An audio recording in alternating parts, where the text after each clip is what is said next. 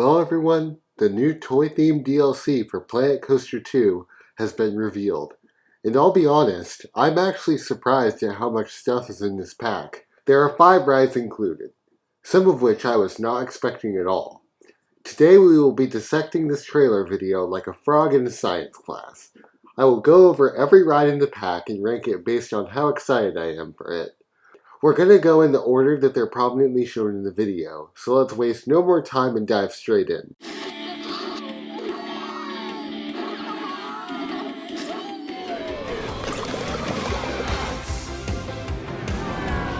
The first thing I'll say is the scenery theme looks awesome. This will be so useful for kids sections, and I can't wait to use it. First up, we have the parachute ride that was seen in the background of the teaser.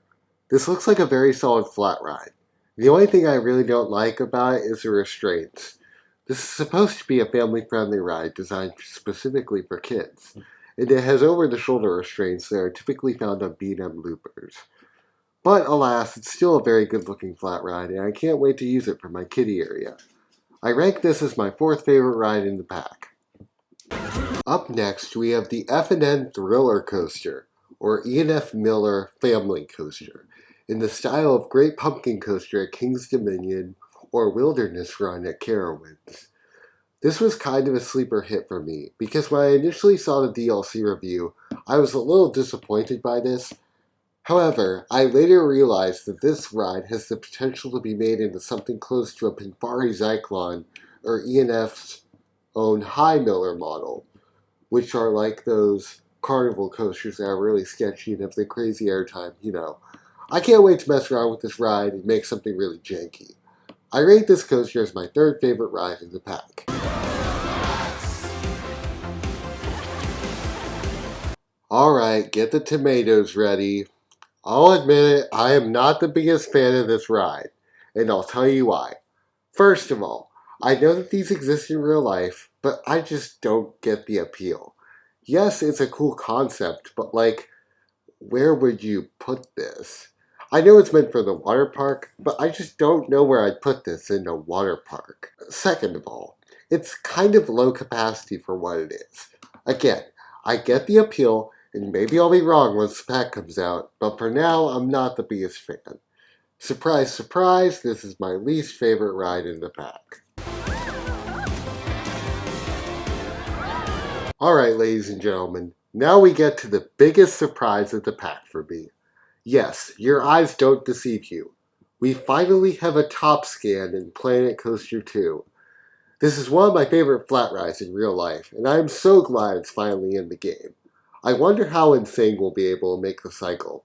Electro Spin at Carowinds is always a super fun ride, and again, I am thrilled that we finally have this in the game. This is my 2nd favorite ride in the pack.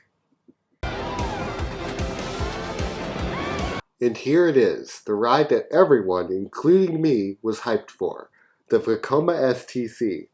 And let me just say, I think Frontier definitely delivered.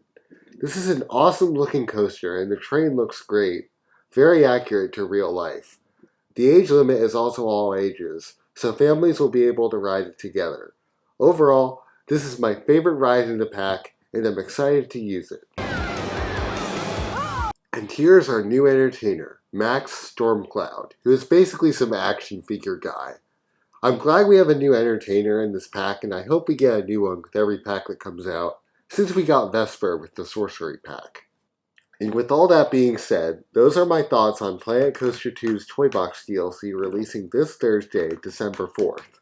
I can't wait until this releases, and I will make a video probably the day of release, showcasing all the new features.